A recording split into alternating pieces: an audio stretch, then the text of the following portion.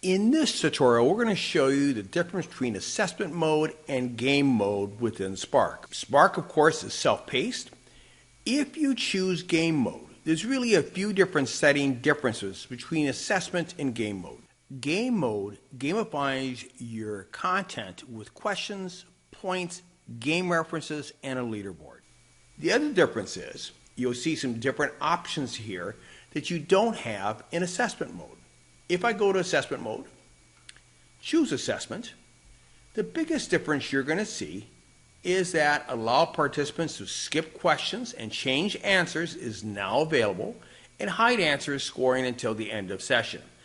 This allows you to create your Spark more like a test that students can go back and change any of their answers and submit them at the end of the session.